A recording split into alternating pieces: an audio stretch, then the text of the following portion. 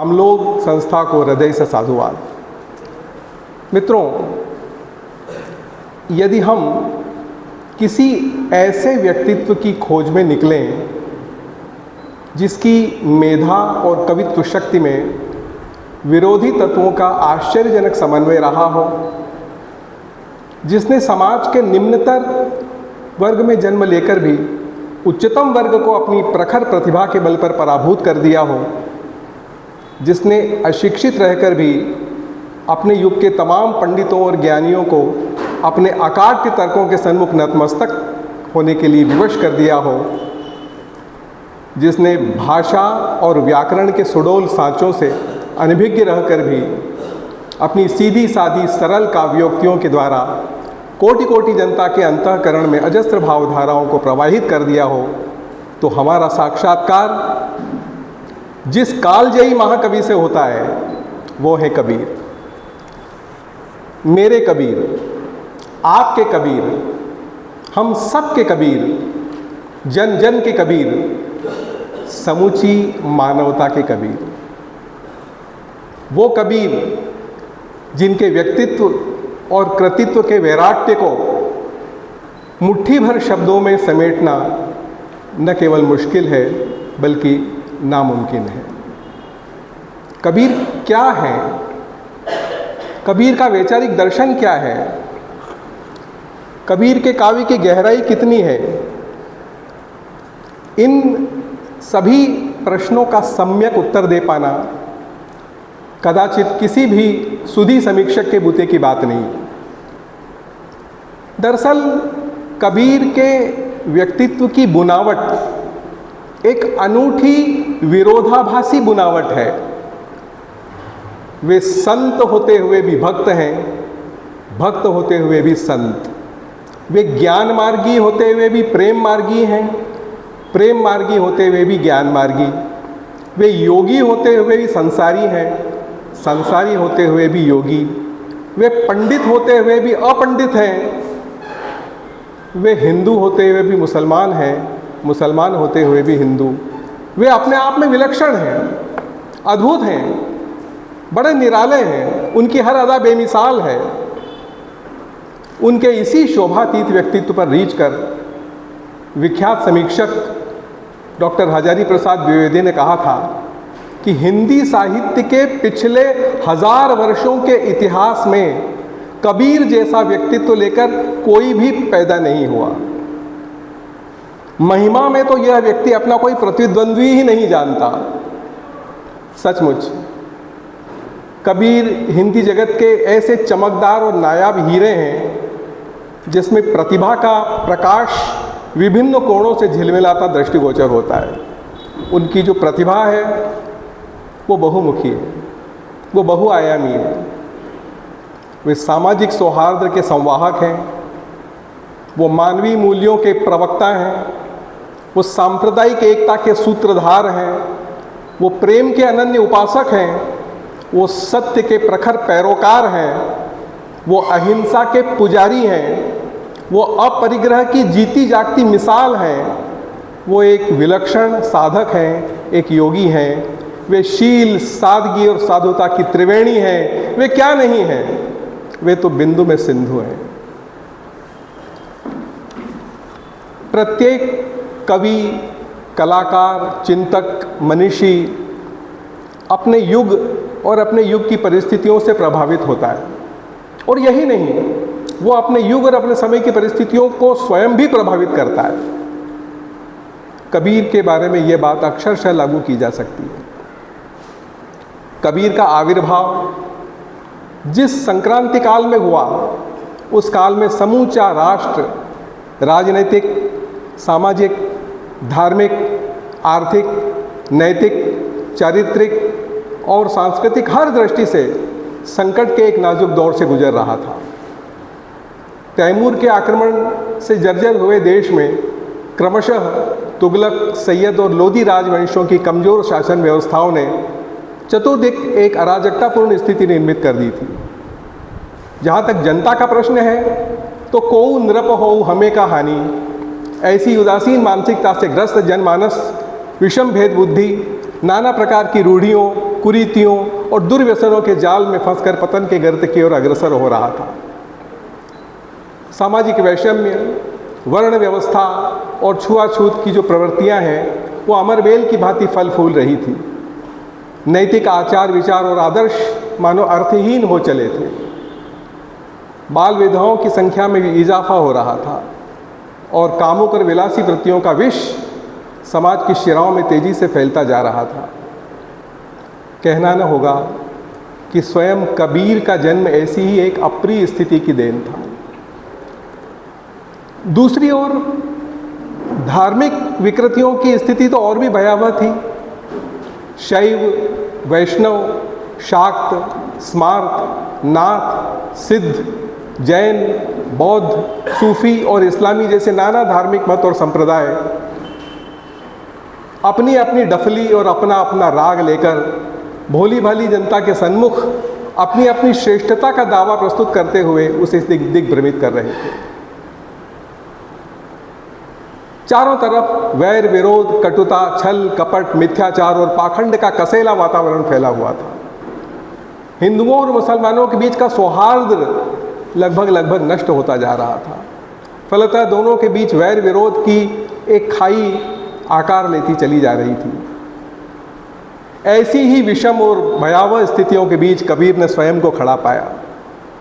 चारों दिशाओं से उठती पीड़ितों, शोषितों और वंचितों की करुण कातर पुकार उन्हें भीतर तक आहत कर गई। विघटित होते हुए मानवीय मूल्यों ने उनके पेशानी पर चिंता की लकीरें खींच दी। इन्हीं दग्ध और विक्षुब्ध क्षणों में इस अप्रतिम योद्धा ने समाज विरोधी बनाम मानवता विरोधी प्रतिगामी ताकतों के खिलाफ शमशीर उठाई और चल पड़ा एक सात्विक महासमर की ओर। कबीर, जो कि सामाजिक सौहार्द के संवाहक हैं, उनका सर्वाधिक करारा प्रहार हुआ सामाजिक वैषम्य और वर्ण व्यवस्था के खोखले विधान पर। उन्होंने उन तमाम धर्म ग्रंथों और उनमें लिखे विधानों को व्यर्थ करार दिया जो आंखों देखी सच्चाई से मुंह मोड़कर मनुष्य मनुष्य में भेद करते हों और मनुष्य से उसका जायज हक छीनते हों। उन्होंने धर्म के ठेकेदारों से कहा, तू कहता कागज की लेखी, तू कहता कागज की लेखी, मैं कहता आखिन की देखी, मैं कहता सुरझावन हारी, तू राखा उलझाई रे, तेरा मेरा मनवा कैसे एक होई रे। दंभी पंडितों को ललकारते हुए उन्होंने कहा कि वे बताएं कि क्या उनकी शिराओं में दूध प्रवाहित हो रहा है और निम्न वर्ग की शिराओं में क्या मामूली लहू। किसने उन्हें इतने ऊंचे पद पर आसीन होने का अधिकार दिया और किसने निम्न वर्ग को पांव तले रहने पर विवश किया। वो कहते हैं, हमरा कैसा लोहू तुमरा कैसा दूध, हमरा कैसा लोहू तुमरा कैसा दूध, तुम कैसे ब्राह्मण और हम कैसे शूद्र। छुआछूत के पुजारी, उच्च वर्गीय हिंदू जिनके कुएं और गागर निम्न वर्ग के लिए सर्वथा वर्जित थे, निषिद्ध थे, अस्पृश्य थे, उनके चरित्र का कच्चा चिट्ठा खोलते हुए कबीर ने कहा कि ऊंचे अपनी करे बढ़ाई गागर कुआन देई, ये ऊंचे अपनी करे बढ़ाई गागर कुआन देई, और वैश्या के पांव तल सोवे, ये कैसी ऊंचाई। उन्होंने बारंबार पुकार कर एक ही बात कही, ना कोई ऊंचा ना कोई नीचा, ना कोई ऊंचा ना कोई नीचा, जाका पिंड ताही का सींचा। उन्होंने कहा कि अरे उस परम पिता परमात्मा ने तो सबको अपने ही अंश से निर्मित किया है, अपने ही नूर से पैदा किया है। फिर कौन भला और कौन मंदा, कौन उत्कृष्ट और कौन निकृष्ट, कौन बेहतर और कौन कमतर। अल्लाह एक नूर उपनाया ताकि कैसी निंदा, और एक नूर ते सब जग उपजा, कौन भला कौन मंदा। उन्होंने कहा कि इस सृष्टि के कण कण में उसी परमात्मा का वास है, सभी जीवों के घट घट में उसी का निवास है। खालिक खलक खलक में खालिक, सब घट रहा समाई। इस तरह हम देखते हैं कि कबीर का उद्देश्य सदियों से पद्दलित सर्वहारा वर्ग के जायज़ हकों की सशक्त पैरवी करना और उसके लिए प्रतिगामी ताकतों से लोहा लेना था, और वो जीवन भर यही करते रहे। कबीर सांप्रदायिक एकता के भी सूत्रधार हैं। वो पहले व्यक्ति थे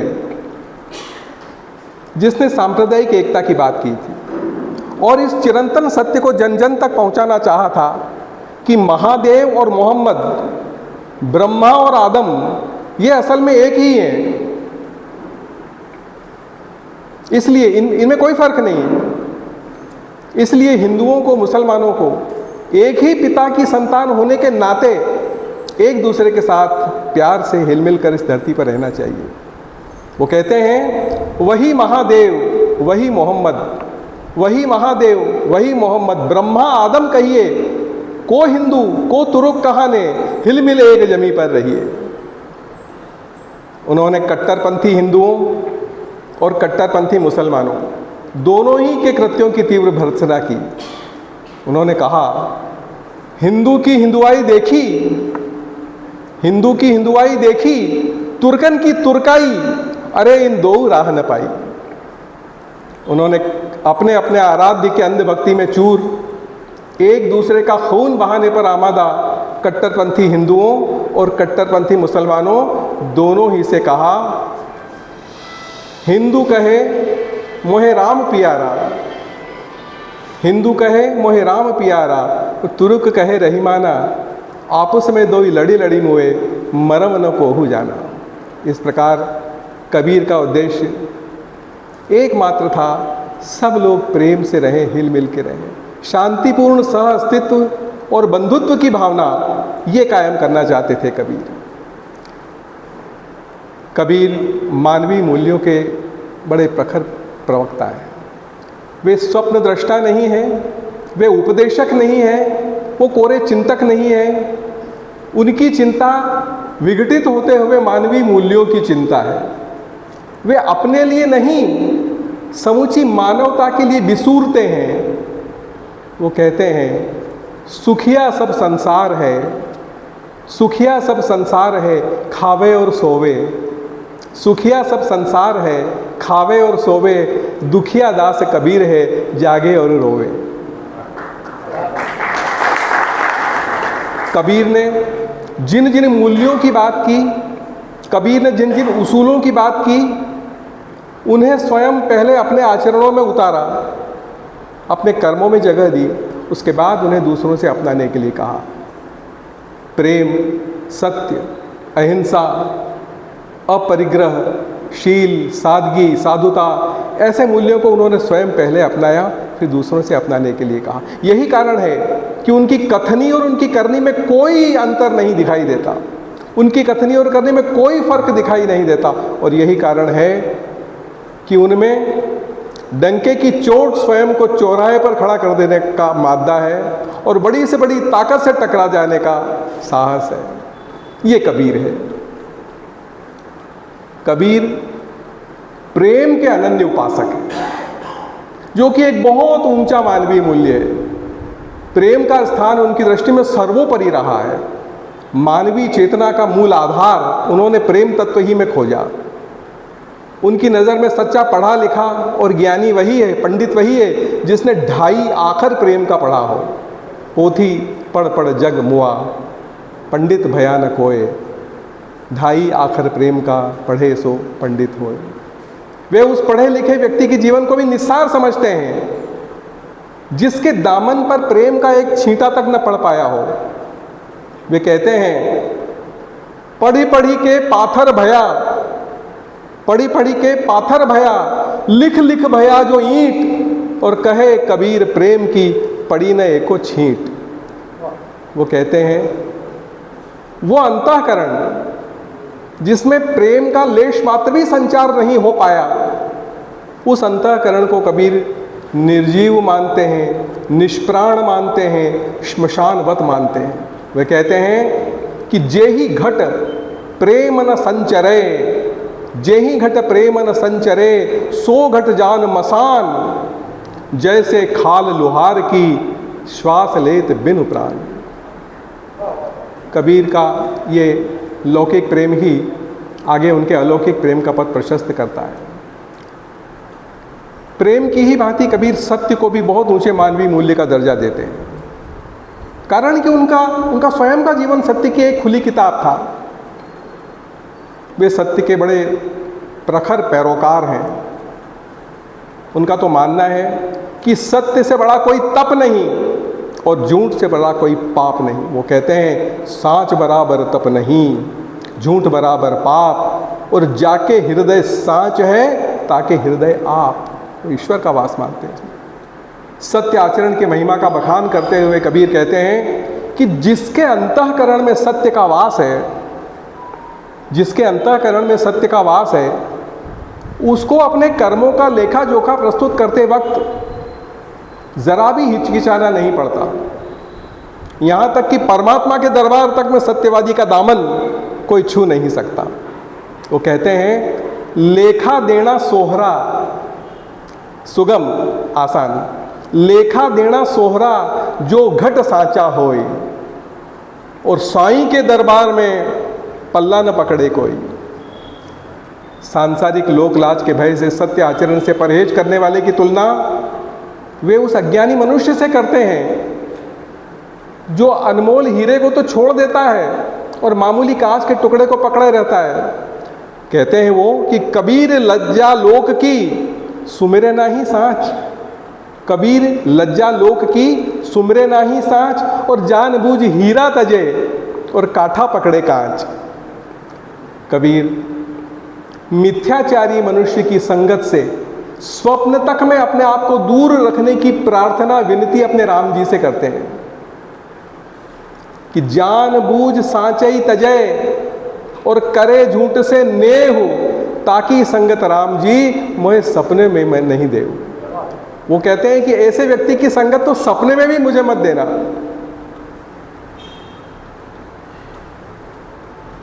कबीर अहिंसा के बड़े प्रबल समर्थक हैं। वे अहिंसा को परम धर्मवत मानते हैं। वो किसी भी तरह की हिंसा और जीव हत्या के घोर विरोधी हैं, चाहे वो जीव के स्वाद की खातिर की जाए या किसी धार्मिक कर्मकांड या अभिचार के नाम पर। उनकी दृष्टि में ये एक आसुरी कृत्य है जिससे प्रत्येक सदाचारी मनुष्य को बचने की चेष्टा करनी चाहिए।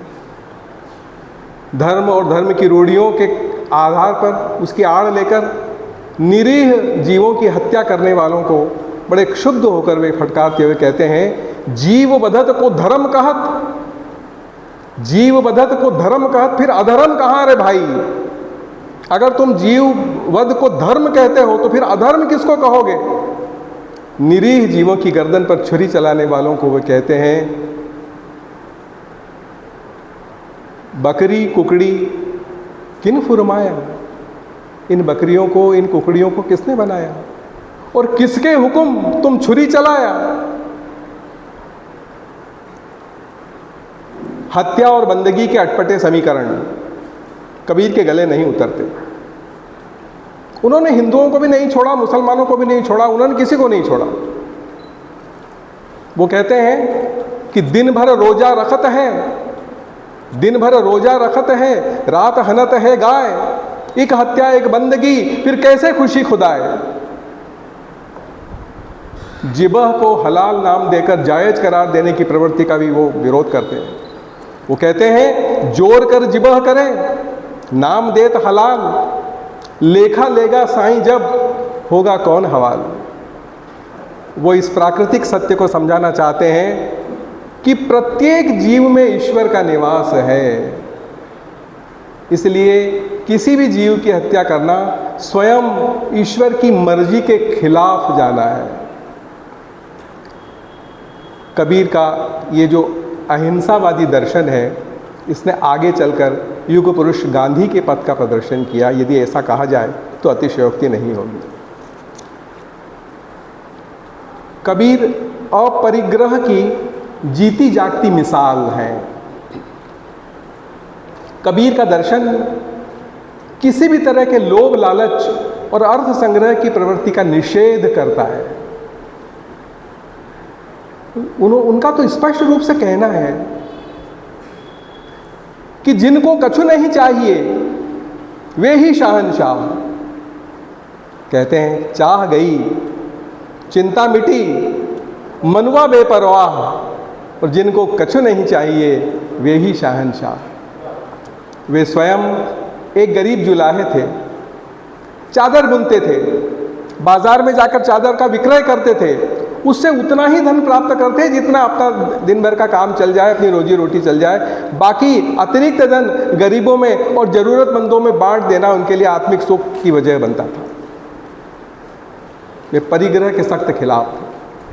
वे अपने परमात्मा से कहते हैं कि साईं इतना दीजिए जामे कुटुंब समाए, मैं भी भूखा ना रहूं, मेरा अतिथि भूखा न जाए। मित्रों, शायद संसार के किसी भी कवि ने, मेरा दावा है, ऐसी पंक्तियां तो कही ही नहीं होगी जो कबीर ने कही। आप गौर कीजिए, कबीर कहते हैं, अभी ज़्यादा वक्त नहीं गुजरा है, हम लोग कोरोना काल से गुजरे थे, जहाँ पर हमने देखते ही देखते उस काली आंधी में अपने कितने ही प्रियजनों को, परिवारों ने खो दिया था। लॉकडाउन का समय था, सब अपने अपने घरों में कैद थे, कम से कम ज़रूरतों में ज़िंदगी चल रही थी, कम से कम ज़रूरतों में। प्रकृति ने शायद हमें यह लेसन दिया था कि कम से कम संसाधनों में भी जीवन चल सकता है। अब कबीर की पंक्तियों को देखिए इस संदर्भ में। कबीर कहते हैं, एक सिर मांगू चून, अधसिर मांगू दाल, तनिक तेल नौन मिर्च, मोह दोहु वक्त जीवाल। हे मेरे प्रभु, हे मेरे परमात्मा, मुझे थोड़ा सा आटा दे देना, मुझे थोड़ी सी दाल दे देना, मुझे थोड़ी सी नमक मिर्ची और तेल दे देना, बस। और क्या चाहिए मुझे कुछ नहीं चाहिए, मेरी ज़िंदगी तो आराम से चलती रहेगी। ये दर्शन देखिए आप। उनका जो पुत्र था उसका धन संग्रह में ज़रा रुचि थी, दिलचस्पी थी, तो उसको देख के बहुत दुखी हुए थे और उन्होंने बड़े दुखी होकर कहा था कि बूढ़ा बंस कबीर का, बूढ़ा बंस कबीर का उपजा पूत कमाल। ये कमाल नाम था उसका। बूढ़ा बंस कबीर का उपजा पूत कमाल, और हरि का सिमरन छाड़ कर घर ले आया माल। वो बड़े नाराज हुए थे। हम लोग संग्रह में बड़ी रुचि रखते हैं, खूब इकट्ठा करते हैं, पता नहीं क्यों। कबीर कहते हैं, कौड़ी कौड़ी जोड़कर करोड़ों की दौलत इकट्ठी करके भी कहाँ जाओगे?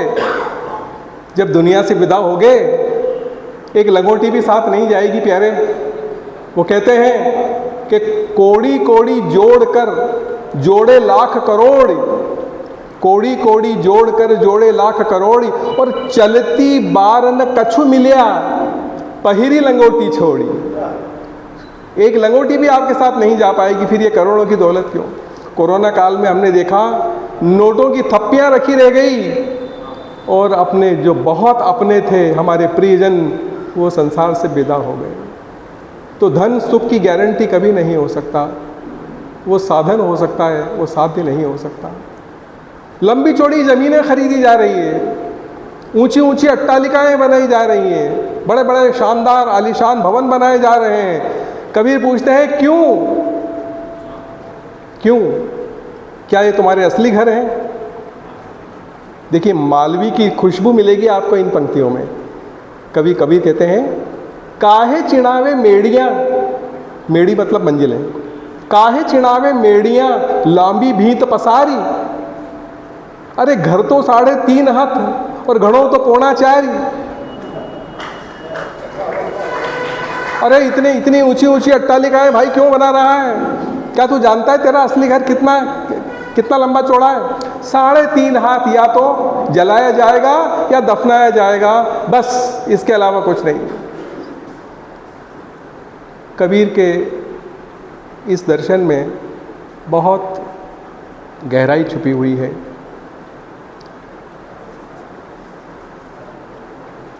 कबीर एक विलक्षण साधक थे, एक बहुत बड़े तपस्वी थे। उनकी जो संपूर्ण रचनाएं हैं वो 3 हिस्सों में बटी हुई है, साखी, शबद और रमेनी। अनेक स्थलों पर हमें कुछ रहस्यवादी स्वर सुनाई देते हैं। इड़ा, पिंगला, सुषुम्ना, अनहद, सहस्त्रार, जीव, जगत, ब्रह्म, इस प्रकार के टुकड़े मिलते हैं जगह जगह हमें। कबीर की सबसे बड़ी खासियत यह है कि गूढ़ से गूढ़ विषय को भी वो सरल से सरल बना के प्रस्तुत कर देते हैं। देखिए, विज्ञान का एक नियम है कि किसी भी पदार्थ का क्रिएशन नहीं हो सकता, उसका ट्रांसफॉर्मेशन होता है, रूपांतरण होता है। उसे आप नया क्रिएट नहीं कर सकते, अंतरण होता है केवल उसका। तो कबीर कहते हैं, देखिए कितनी सुंदर बात, कि पानी हीते हिम भया, पानी हीते हिम भया और हिम हुआ बिलाए, जो कुछ था सो सोई भया, अब कुछ कहा न जाए। वो कहते हैं कि पानी से बर्फ बन गई और बर्फ वापस पिघल के पानी बन गई। उस परमात्मा से आप अलग हुए, जीवात्मा कहलाए, और जीवात्मा वापस परमात्मा में लीन हो गई। यही जीवन का सच है। साधनावस्था की विभिन्न अनुभूतियों को अलग अलग स्थानों पर कबीर ने स्वर दिया है। एक स्थान पर कहते हैं वो, मन लागा उन्मन्न सो गगन पहुंचा जाई, देखा चंद बिहुणा चांदिणा, जहां अलख निरंजन राई। साधना की उच्चतम अवस्था में मन कहाँ पहुंचा? वहां पहुंचा ब्रह्म के लोक में। वहां ये देखा कि रोशनी ही रोशनी थी, लेकिन चंद्रमा नहीं था। कबीर कहते हैं, उस लोक का मैं क्या वर्णन करूं, क्या बखान करूं। वहां का जो सम्राट है, वहां का जो राजा है, वो तो अलख निरंजन है।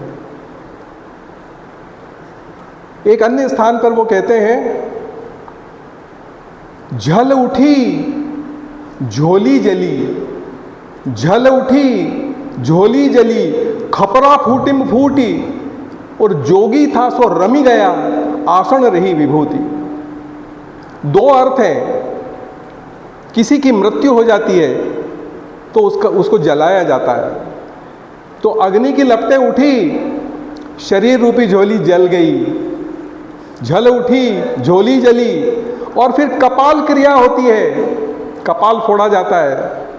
खपरा फूटिम फूटी, जो चीज ऐसा माना जाता है कि जीवात्मा अंतिम तौर पे फिर वो विलीन हो जाती है अनंत में। तो खपरा फूटिम फूटी, जोगी था सो रमी गया, आसन रही विभूति। अब इसका आप आध्यात्मिक रूप में आप इसको देखिए कि योगाग्नि प्रज्वलित हुई, योगाग्नि प्रज्वलित हुई, विषय वासनाओं की झोली जल गई,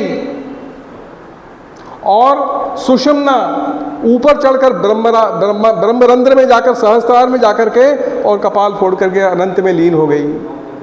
तो ऐसे ऐसे गूढ़ विषयों को भी उन्होंने सरल सरल रूप में प्रस्तुत किया है।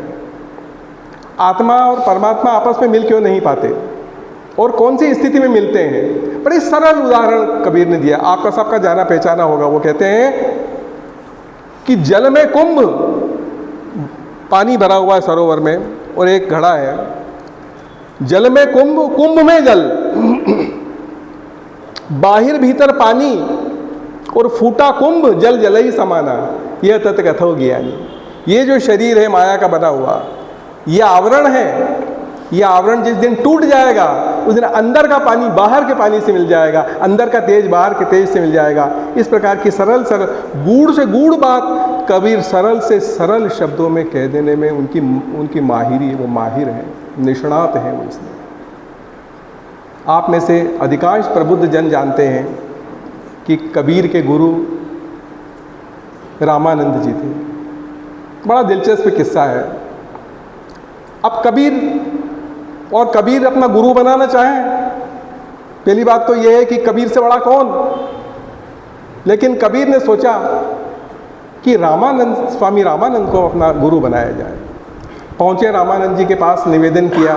रामानंद जी ने मना कर दिया, नहीं, ये संभव नहीं है। कबीर बार बार जाते रहे, रामानंद जी से गुजारिश करते रहे, हाथ जोड़ के विनती करते रहे, प्रभु मुझे अपना शिष्य बना लीजिए। रामानंद जी हर बार मना कर देते। जितनी बार रामानंद मना करते उतनी बार कबीर अंदर कसम खाते कि गुरु के रूप में चुनूंगा तो रामानंद को चुनूंगा, चाहे कुछ भी हो जाए। और फिर एक दिन उन्होंने एक निर्णय ले लिया। रामानंद जी सवेरे सवेरे ब्रह्म मुहूर्त में स्नान करने के लिए आते थे गंगा घाट पर। उनका स्थान मुकर्रर था, 3:30-4 बजे के लगभग ब्रह्म मुहूर्त में स्नान करने आते थे। जिन सीढ़ियों से वो आते और जाते थे, कबीर वहां पर गुड़ी मुड़ी होकर के सो के लेट गए। अब रामानंद रोज की तरह स्नान के लिए नीचे उतरे तो उनका पैर पड़ गया कबीर के ऊपर। उन्होंने कहा, अरे राम राम राम, कौन है कौन है कौन है? तो कबीर ने कहा, गुरुदेव आपका शिष्य। रामानंद ने कहा, मेरा शिष्य? मेरे शिष्य कैसे हो गए तुम? कहा, प्रभु अभी तो मेरी दीक्षा हुई है। आपका स्पर्श पाके शक्तिपात की दीक्षा हो गई और आपके मुंह से राम नाम का गुरु मंत्र मिल गया मुझे। अब मुझे कुछ नहीं चाहिए, मेरा काम हो गया। ऐसा जिद्दी आदमी जो ठान ले सो कर गुजरे, और बाद में आगे चल के रामानंद जी के बड़े प्रिय शिष्य के रूप में वो जाने गए। कबीर पंथियों में ऐसे कई किस्से प्रचलित हैं जो कबीर को चमत्कारिक सिद्ध करते हैं। बहुत लंबा हो जाएगा विषय। एक छोटा सा प्रसंग मुझे याद आ रहा है। कबीर के समकालीन दिल्ली में जो तख्त आसीन था वो था सिकंदर लोदी। अब सिकंदर लोदी को कुछ मुल्ला मौलवियों ने, कुछ चाटुकारों ने कहा कि हुजूर वो काशी में एक जुलाहा है, वो बहुत अनाप शनाप बकता रहता है, वो धर्म के को कुछ नहीं मानता, मजहब को कुछ नहीं मानता, वो ईश्वर को कुछ नहीं मानता, वो कुछ तो भी बोलता रहता है। सिकंदर लोदी ने पहले तो ध्यान नहीं दिया, लेकिन जब बार बार कहा गया तो एक दिन सिकंदर लोदी गुस्से में हो गए। उन्होंने कहा, जाओ उसको पकड़ के लाओ, उसको पकड़ के लाओ, गिरफ्तार करके लाओ। कबीर को सिपाही पकड़ के ले गए, सिकंदर लोदी के दरबार में पेश किया गया। सिकंदर लोदी ने कहा, क्यों जी, तुम क्या अनाप शनाप बकते रहते हो? तुम ईश्वर को, खुदा को मानते नहीं, धर्म को, मजहब को मानते नहीं? कबीर सुनते रहे, मुस्कुराते रहे। माफ़ी मांगो, अगर तुमने क्षमा मांग ली, माफ़ी मांग ली तो मैं तुम्हें छोड़ दूंगा। कबीर ने बड़ी मज़ेदार बात कही थी कि राम भरोसे गिने न काहू, राम भरोसे गिने न काहू, के राजा के रंग रिसाऊ। कोई भी रिसा जाए, रिसा जाना मतलब क्रोधित हो जाना। अरे हम तो राम के भरोसे चलने वाले जीव हैं, हम क्या किसी की परवाह करेंगे? चाहे रंग करा नाराज हो जाए या राजा नाराज हो जाए, हमें किसी की परवाह नहीं। और एक सम्राट को, सुल्तान को, शहनशाह को, जो तख्त पर बैठा हुआ हो, उसको ऐसा अगर जवाब दे दिया जाए तो क्या होगा? सिकंदर लोदी ने कहा कि इस गुस्ताख को सजाए मौत दी जाती है। अब सजाए मौत कैसे दी जाएगी? हाथी के पांव तले इसको कुचलवा दिया जाए। अब एक बड़े मैदान में काफ़ी लोग इकट्ठे हुए देखने के लिए, दर्शक बन करके। हाथी को शराब पिलाई गई, मदिरा पिलाई गई। उन्मत्त होता हुआ हाथी चिंगारता हुआ दौड़ा। कबीर को हाथ पांव बांध के छोड़ दिया गया। वो हाथी जब तेजी से बढ़ा आगे तो पास आते आते 2 हाथ दूर वो घुटनों पर बैठ गया और उसने अपनी सूंड से 3 बार कबीर को सजदा किया। वो दृश्य देख करके सब रोमांचित हो गए, सब रोमांचित हो गए। सिकंदर लोदी हतप्रभ रह गया। उसके सलाहकारों ने कहा, हुजूर इसको छोड़ दो, ये बहुत बड़ा दरवेश है, कहीं हमारे साथ कोई नुकसान नहीं हो जाए हमारा। सिकंदर लोदी ने कहा, जाओ उसको आज़ाद कर दो। कबीर जैसे गए थे वैसे लौट आए। आप देखिए, अकबर ने जब तुलसीदास जी को कहा था कि मेरे नवरत्न में एक बन जाओ, तुम आ जाओ, तो तुलसीदास ने भी यही कहा था, हम चाकर रघुवीर के, पटो लिखो दरबार, और अब क्या हम होएंगे नर के मनसबदार।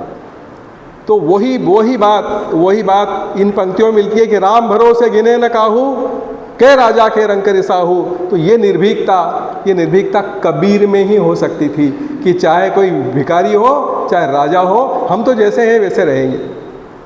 तो ये अलमस्त अंदाज था। तभी तो कबीर लिख पाया था कि मन लागो यार मेरो फकीरी में। वो तो अव्वल दर्जे के फकीर थे। कबीर शील, सादगी और साधुता की त्रिवेणी है।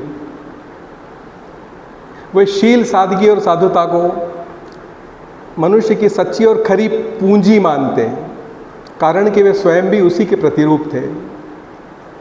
किसी भी तरह की आचरणहीनता, आडंबर और असाधुता उन्हें कभी पसंद नहीं रही। वे जीवन भर सरल और अकृत्रिम जीवन शैली के हामी रहे। उनका विश्वास ढोंग धतूरों में नहीं, खरे और निश्चल आचरणों में रहा। जब तब तीरथ बरत, पोथी पानड़ा, माला, कंठी, रोजा, नवाज, इनमें उनका कोई विश्वास नहीं था। वे तो मन, वचन और कर्म की शुद्धता पर यकीन करने वाले शख्स थे। उन्होंने हिंदुओं को और मुसलमानों को, दोनों को एक ही बात कही कि सोई हिंदू सोई मुसलमान। देखिए परिभाषा देखिए, सोई हिंदू सोई मुसलमान जहाँ का दुरुस्त रहे ईमान। यदि ईमान दुरुस्त है तो तुम हिंदू कहलाने के लायक हो और तुम मुसलमान कहलाने के लायक हो। कबीर मानवीय मूल्यों के अमर उद्गाता है। उनका स्वर मानवता का प्रतिनिधि स्वर है। लेकिन सबसे बड़ी और अहम बात यह है कि उन्होंने जो कुछ भी कहा वो कर्मों की भाषा में कहा, आचरणों की भाषा में कहा, उपदेश की भाषा में, कथा किस्सों की भाषा में नहीं कहा। ये उनकी सबसे बड़ी खासियत है। ओशो ने एक बार यही बात कही थी कि गीता होगी कर्मों की कितनी भी बड़ी प्रवक्ता, गीता होगी कर्मों की कितनी भी बड़ी प्रवक्ता, लेकिन कबीर के वचन और कर्म से बढ़कर नहीं हो सकती।